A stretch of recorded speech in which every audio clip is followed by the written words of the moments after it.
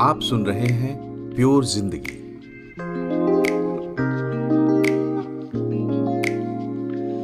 नमस्कार, मैं हूं मनोज श्रीवास्तव और आज हम बात करेंगे सिक्स्थ सेंस यानी छठी इंद्री की।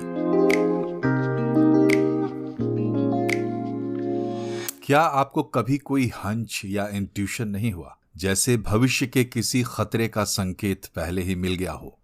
आप जाने वाले थे, मन में कुछ खुटका हुआ और आप नहीं गए। बाद में पता लगा कि बड़ी दुर्घटना से बच गए। हम अक्सर अपने सिक्स्थ सेंस को रेफर करते हैं। हमारा सिक्स्थ सेंस ये कह रहा है कि कुछ होने वाला है। तो क्या वाकई सिक्स्थ सेंस जैसी कोई चीज होती है? जब मैं इस टॉपिक पर गूगल कर रहा था तो मेरी बेटी ने मुझसे सवाल किया, क्या कोई सिक्स्थ सेंस ऑर्गन मिल गया है? अगर नहीं तो सिक्स्थ सेंस कहां से आएगा?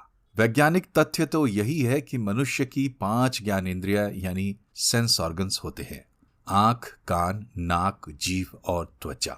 इनसे हम लाइट, साउंड, स्मेल, टेस्ट और टच को सेंस करते हैं। हमारा शरीर इन्हीं 5 सेंसेस के सहारे बाहरी दुनिया से इंफॉर्मेशन गैदर करता है और इसी इंफॉर्मेशन को प्रोसेस करके हमारा ब्रेन हमारे शरीर को गाइड करता है, कंट्रोल करता है। विज्ञान की बात सिर आंखों पर। साइंस सिक्स्थ सेंस को नहीं मानता, लेकिन साइंस ही हमें यह समझने में मदद करता है कि हम जिसे सिक्स्थ सेंस मानते हैं वो असल में क्या है और हमें उस पर कितना भरोसा करना चाहिए। लेकिन साइंस पर जाने से पहले यह बता दूं कि हमने हजारों साल पहले सिक्स्थ सेंस को सेंस कर लिया था। ठीक उसी तरह जैसे हजारों साल पहले हमने 5 सेंसेस की बाकायदा डिटेलिंग कर रखी थी। भारत में कठोपनिषद में शरीर को इस दुनिया में एक रथ की तरह बताया गया है, जिसे 5 इंद्रियां घोड़ों की तरह खींचती हैं। अनुमान के मुताबिक कठोपनिषद 2,500 से 3,000 साल पहले की रचना हो सकती है।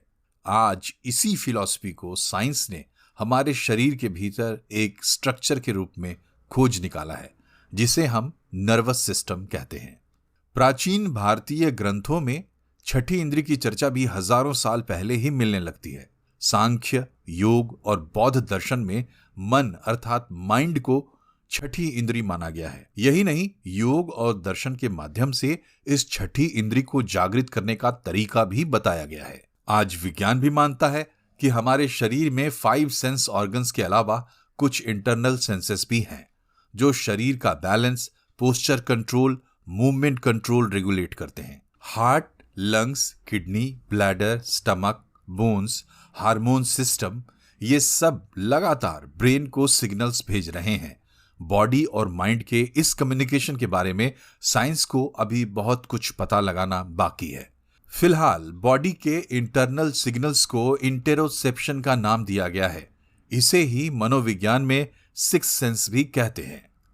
इंटेरोसेप्शन का कॉन्सेप्ट सबसे पहले 1906 में सर चार्ल्स स्कॉट शेरिंगटन ने दिया था, जिन्हें 1932 में फिजियोलॉजी या मेडिसिन में नोबेल पुरस्कार भी मिला था। बहरहाल हमें यह समझना है कि यह सिक्स्थ सेंस या इंटेरोसेप्शन किस तरीके से काम करता है। हमारे ब्रेन को हमारे सेंस ऑर्गन से बाहरी दुनिया की जानकारी मिलती है। इसी तरह इंटरनल ऑर्गन से भी जानकारियां मिलती हैं। इस डेटा को प्रोसेस करके ब्रेन हमारी बॉडी के रिएक्शंस को रेगुलेट करता है। हमारा दिमाग और हमारा शरीर आपस में लगातार बातचीत करते रहते हैं और हमें हमारे एनवायरनमेंट के साथ तालमेल बिठाए रखने में मदद करते हैं। एक उदाहरण से समझते हैं। आप अपनी आंखें बंद कर लीजिए, फिर अपनी एक अंगुली से अपनी नाक की टिप को छूइए। आपको कैसे पता लगा कि आपकी नाक कहाँ है, उसमें भी नाक की टिप कहाँ है? हमारा नर्वस सिस्टम कॉन्शियस और अनकॉन्शियस लेवल पर मोमेंट बाय मोमेंट बॉडी की मैपिंग करता रहता है। हबल स्पेस टेलीस्कोप 30 साल में जितनी इंफॉर्मेशन प्रोसेस करता है, हमारा दिमाग सिर्फ 30 सेकंड में कर लेता है। यही नहीं, हमारा नर्वस सिस्टम इस डेटा को रिकॉर्ड भी करता है, इससे खुद को ट्रेन भी करता है। इसी फिलॉसफी पर आजकल आर्टिफिशियल इंटेलिजेंस डेवलप की जा रही है, लेकिन ये एक कॉम्प्लेक्स प्रोसेस है और इसका ज्यादातर हिस्सा अनकॉन्शियस लेवल पर चलता है। प्रैक्टिकली कॉन्शियस माइंड में हम इतने सारे इंफॉर्मेशन का लोड नहीं झेल सकते, इसलिए हमारा सिस्टम ज्यादातर जानकारी और ट्रेनिंग अनकॉन्शियस माइंड में रखता है और हमें सिर्फ उतनी इंफॉर्मेशन देता है जितनी हमारे लिए तुरंत जरूरी है। जैसे कि अगर बॉडी में शुगर लेवल कम हो जाए तो ब्रेन बॉडी को हंगर के सिग्नल्स भेजता है। दूसरी बात, हमारा ब्रेन हमें तो इस इंफॉर्मेशन के ओवरलोड से बचा लेता है, लेकिन खुद इसके इंटरप्रिटेशन में उलझा रहता है। अब ये काम और हमारी शारीरिक बनावट इतनी जटिल है कि कई बार दिमाग भी कंफ्यूज हो जाता है। जैसे कि हार्ट अटैक के मामलों में हार्ट की जगह बाह में दर्द होता है, क्योंकि कार्डियक नर्व्स और हमारी बाह के नर्व्स रीढ़ की हड्डी में सेम लोकेशन से कनेक्ट होते हैं। मेडिकल लैंग्वेज में इसे रेफर्ड पेन कहते हैं। मतलब साइंस और साइकोलॉजी के हिसाब से हमारा सिक्स्थ सेंस हमारे इंटरनल और एक्सटर्नल सेंसेस से ही बनता है। इसका मकसद हमें आने वाले खतरों से आगाह करना और कंफर्टेबल चीजों के प्रति आकर्षित करना है। इसका ज्यादातर हिस्सा कॉन्शियस माइंड में नहीं बल्कि अनकॉन्शियस माइंड में होता है और ये बहुत कॉम्प्लेक्स होता है। नतीजा, हम में से ज्यादातर लोग सिक्स्थ सेंस के संकेतों पर तब तक ध्यान नहीं देते जब तक कि हम बीमार ना पड़ जाएं या मुसीबत में ना घिर जाएं। वहीं दूसरी तरफ कुछ लोग बॉडी सिग्नल्स पर कुछ ज्यादा ही ध्यान देते हैं। उन्हें बॉडी सिग्नल्स एंजाइटी देने लगते हैं। कई बार ये एंजाइटी हाइपोकॉन्ड्रियासिस भी बन सकती है। मतलब ये डर कि जरूर हमें कोई बीमारी है जो पकड़ में नहीं आ रही है। इसलिए सिक्स्थ सेंस के मामले में एक बैलेंस जरूरी है। इतना भी इग्नोर ना करें कि डॉक्टर के पास पहुंचने में देर हो जाए या मुसीबत में फंस जाएं, और इतना भी ध्यान ना दें कि अति हो जाए और जिंदगी सिक्स्थ सेंस में ही उलझ कर रह जाए। मिडिल पाथ अपनाएं। तो भाई, साइंस और साइकोलॉजी के हिसाब से सिक्स्थ सेंस की कहानी यहां हो गई खत्म। Tata bye bye. लेकिन ठहरिए, पिक्चर अभी बाकी है। हमने तो हमेशा सिक्स्थ सेंस को एक करिश्मे की तरह देखा है, एक जादू समझा है, इसलिए जादू वाला एग्जाम्पल तो बनता है। एक दिन एक डॉक्टर साहब को महसूस हुआ कि शरीर में कुछ गड़बड़ है। अगली सुबह मन भी थोड़ा उदास सा लगने लगा। दोपहर तक स्थिति ऐसी हुई कि डॉक्टर साहब डर गए, तो फिर पहुंचे अपने जानने वाले एक जनरल फिजिशियन के पास। पूरा हाल सुनाया तो फिजिशियन ने पूछा कि शराब या कोई ड्रग्स तो नहीं ले रहे, डिप्रेशन की हिस्ट्री तो नहीं है? ऐसा कुछ था ही नहीं। एक एंटी एलर्जी नेजल स्प्रे जरूर ले रहे थे।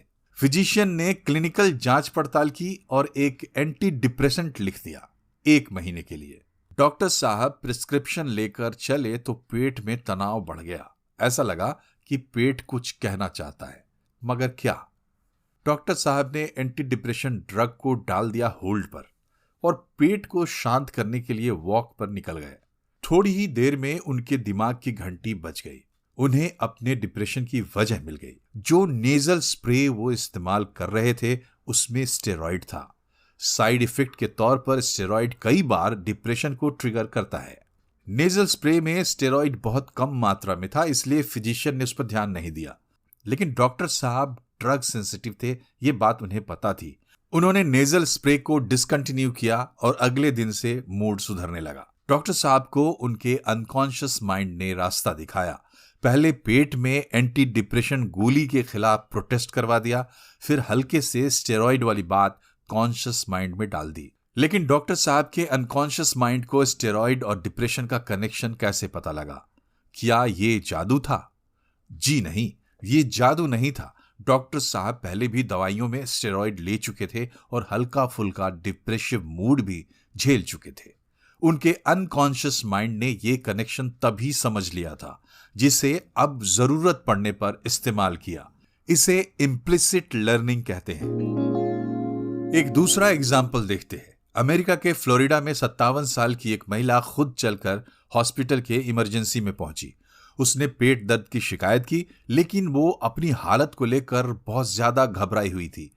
डॉक्टर्स ने जांच की, सब कुछ ठीक था।